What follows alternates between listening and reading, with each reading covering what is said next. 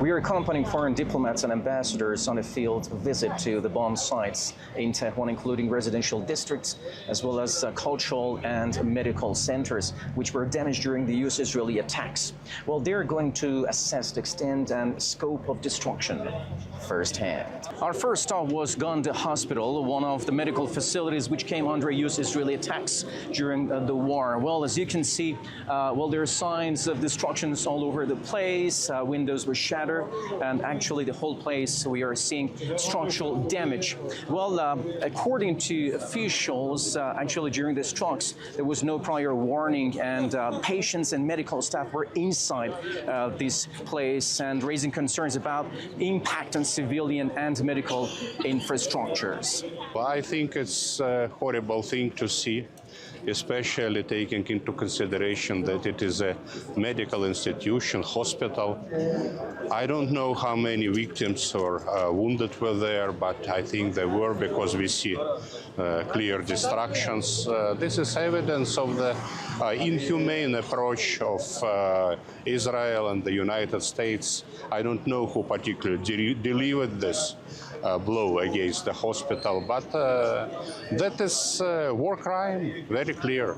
Foreign diplomats have also visited one of the most heavily affected residential areas in eastern Tehran, where entire buildings have been reduced to rubble. And as you can see, the scale of destruction stretches across the neighborhood, with many civilians, among them children and women, have been reported killed during the strikes.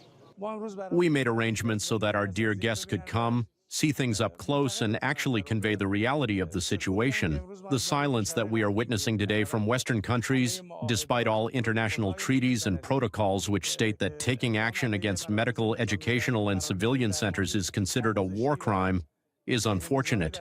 We hope that, God willing, after the field visits conducted by the esteemed ambassadors and the entire civil society, this meaningful silence that has persisted so far will be broken, and a portion of the crimes committed by the Zionist regime in America will be shown to the world. Of course, it is saddening.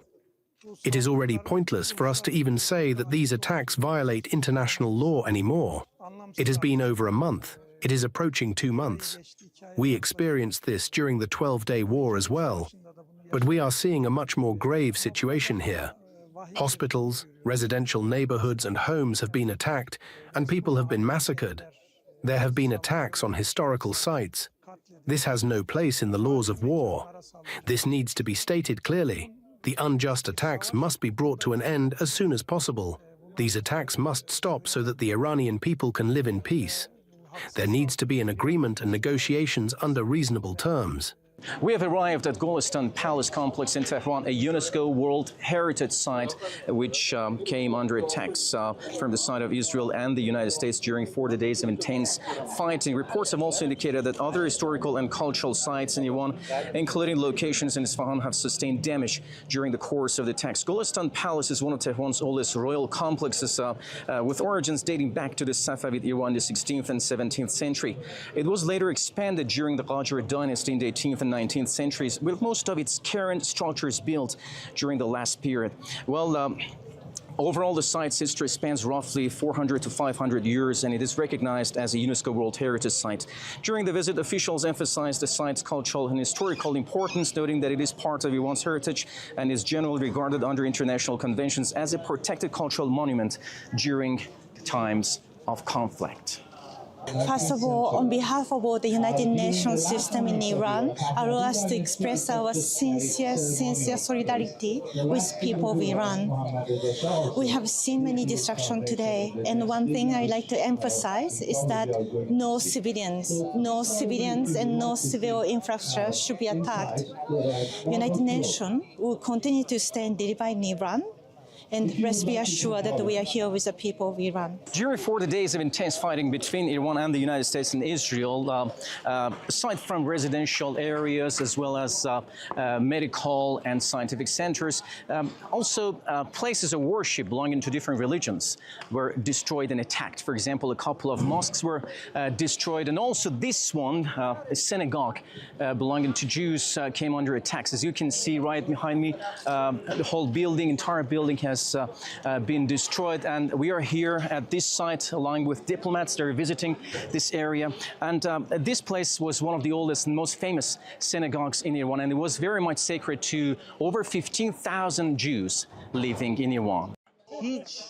There is absolutely no justification, neither for this church nor for every single individual in this neighborhood, in this city, and in this country, for an enemy to come and attempt to bring these people to their knees through bombings, or attempt to bring these people and this nation to their knees through military force.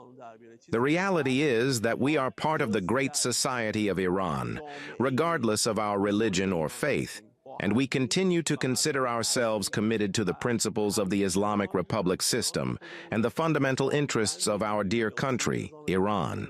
Iran has newly released footage showing Iranian nurse trying to rescue infants at a hospital during the U.S.-Israeli attacks. According to Iran's foreign ministry spokesman, the attacks are indeed an act of brutality against the Iranian nation. Iran's foreign ministry spokesman Ismail Baghai has said that the Iranian nation will never give in to the continued pressure. According to medical sources, over 3,300 Iranian civilians have been killed as a result of 40 days of intense fighting between the two sides. Now, with less than 48 hours to the end of the ceasefire, we have to wait and see if diplomacy can ease down tensions or another round of confrontation will sweep across